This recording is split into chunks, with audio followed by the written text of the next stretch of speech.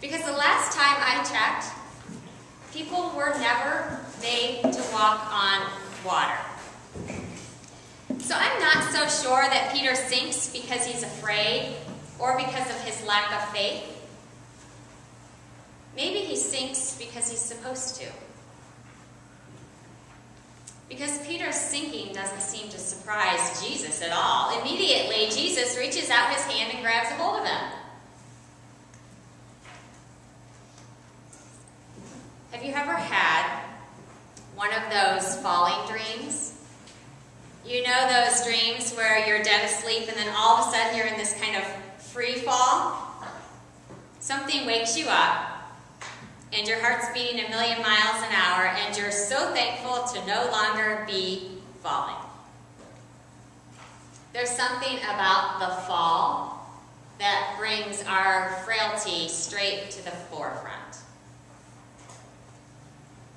Which to me is the intriguing thing about Peter. And this might be a little bit different than the way you've thought about it before, but I think it's possible that Peter knows he's going to fall. Because let's think about this. He might just be the smartest one in the whole bunch. Because here they are, right? They're on a boat. They're being tossed about in the wind. They've been fighting a storm all night. They're tired. They presume they're all by themselves. Their little boat's going to capsize at any moment, be swallowed up by the sea. Their and our worst nightmare is about to come true. So when Jesus shows up, things are still crazy violent. The wind is still whipping. The rains are still bearing down. And it's still the dead of night. Jesus' showing up doesn't automatically calm things down. And don't we all know that sometimes? So I'm guessing Peter, every bit of reason is telling him he's going to die. Whether he gets out of the boat or he stays in the boat, he's going to die. So he sort of chooses to go from total chaos into utter insanity. But faced with the choice of going through the storm in the boat or going through the storm with Jesus, Peter picks Jesus. Peter picks falling, but he picks falling into Jesus. And I don't think we like to admit this very often. We were just talking about this a little bit this morning, but sometimes falling is the best thing that ever happens to us. And I'm not advocating jumping out of a boat on a stormy sea, but as we all know, the clear choices in life, the ones that are so black and white, they're not the hard ones. The choices which are so hard, the ones that are so scary, are the ones that it seems like no matter what we choose, we're doomed. It's like Peter. There's a mess in a boat, and there's a mess out of a boat. When choices are clear, or when things are going smoothly, it's easy or maybe easier to profess our belief in God. But when the choices aren't clear, when life keeps hitting us with one thing after another, I think we're more apt to say, God, why aren't you doing something? Or I just don't know what to do. Like, I think those are the two things we sometimes say.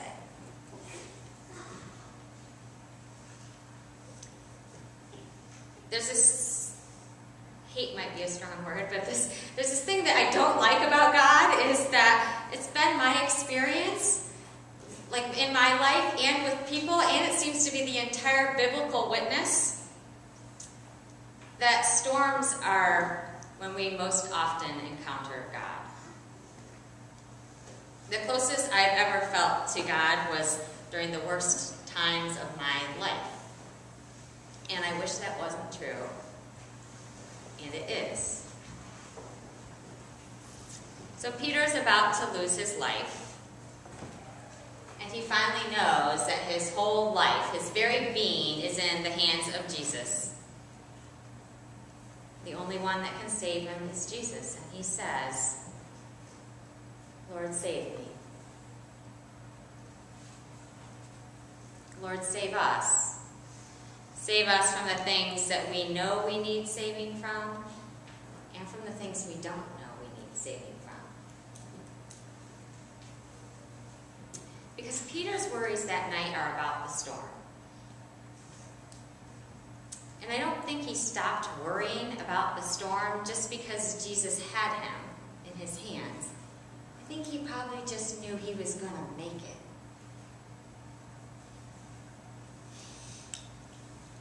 So what are your worries? What's your storm? What's the thing that gives you the falling dream? Now here's the thing. Peter picks Jesus. He makes a choice, seemingly the right one.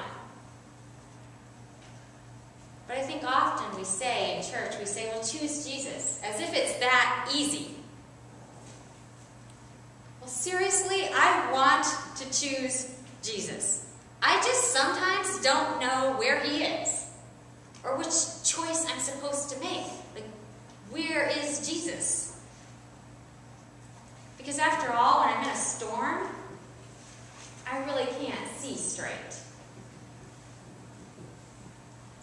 This is the thing, is I actually don't think this is about our choice.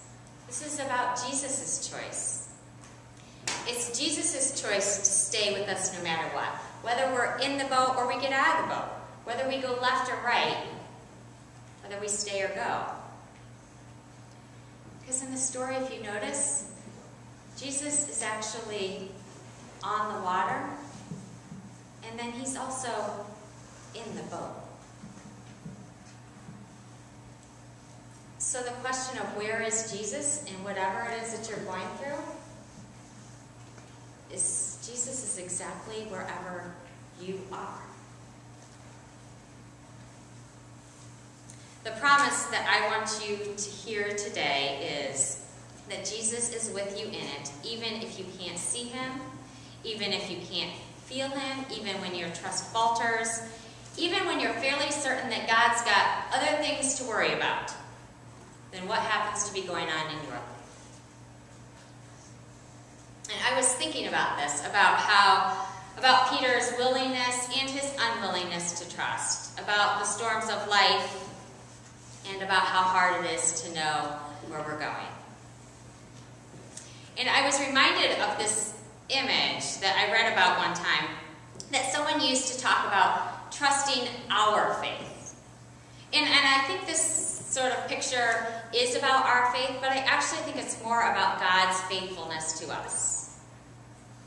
So maybe this is an image that you can carry with you, a vision that when you start to wonder, where's God in this, that it might help you get through. So all my children can swim, and they're really good swimmers. When they were learning how to swim, the lifeguards, they stood in the water, right, and they put their arms out and said, come on, get in, you'll be fine. And they were. And I sort of sometimes think maybe when we're young, we just don't know any better, but they got in, and soon enough they were swimming. And maybe they couldn't have swum like across the Chesapeake or something, but they could make it across the deep end in no time.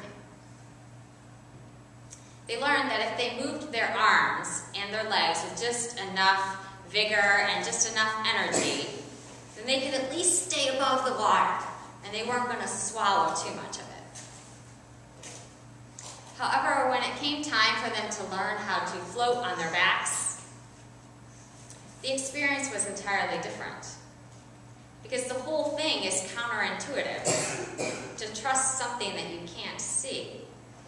Because what they want to do is they want to thrash around.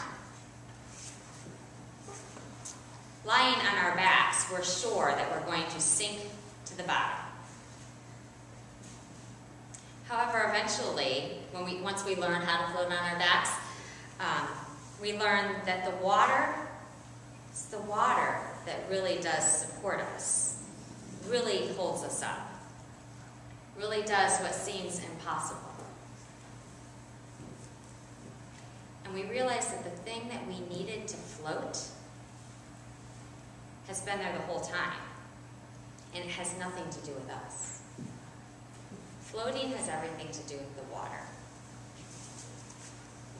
You making it through the storms of life has everything to do with God's promise in Jesus, that never will God leave you. Never will God forsake you.